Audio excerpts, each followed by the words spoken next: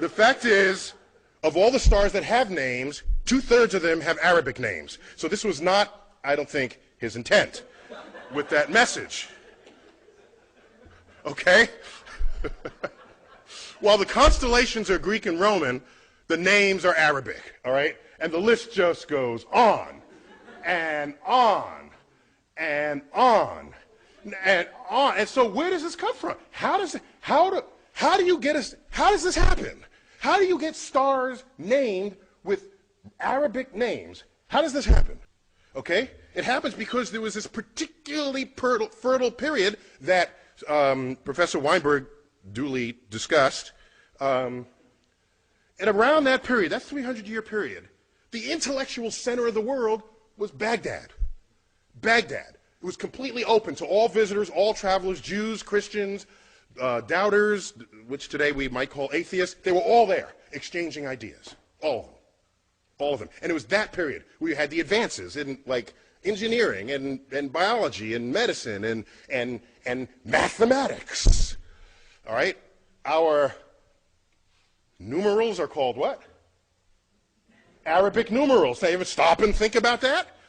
You know, in America, do we take pause at this? Why are they called Arabic numerals? Okay, they fully exploit the discovery of the zero, create a whole field called algebra, itself an Arabic word. Algorithm is an Arabic word. All this is going on, and it's all traceable, not to some long 1,000-year tradition in Islam. It's traceable to this 300-year period. In that period, it's generally called the golden age of Islam, of Islamic science. Golden age. There was no greater golden age in the history of the world before or after. And so if you ask people, they'll say, oh, the Mongols sacked Baghdad, and so that's why it all ended. If that were the only force operating, then later, when the Islamic culture rose, you would still see this tradition of scientific innovation. But it has not recovered.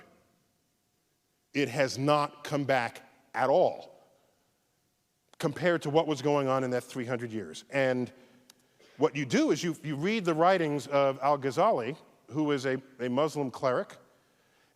He came along, he was an academic scholar. He interpreted the Quran. He said, this is how you must do it.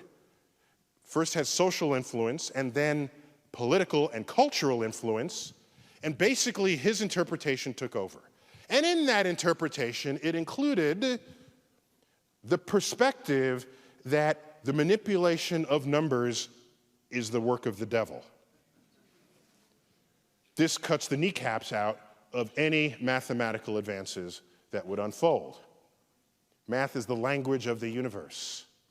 If you take that out of your personal equation, you no longer contribute to the advance of human understanding of that universe. And that absence of Muslim presence in the frontier of science persists to this day. I lose sleep at night with the question, how many secrets of the universe lay undiscovered, because 1.3 billion people who in an ancestral time would have participated in this enterprise and are now not. That's what I think of as a scientist. Whole populations. By the way, there are other populations that never contributed. I'm not going to them and blaming them. I'm talking about a population that already did contribute. It's in the cultural heritage already. All we're asking is to resurrect it. It has not happened.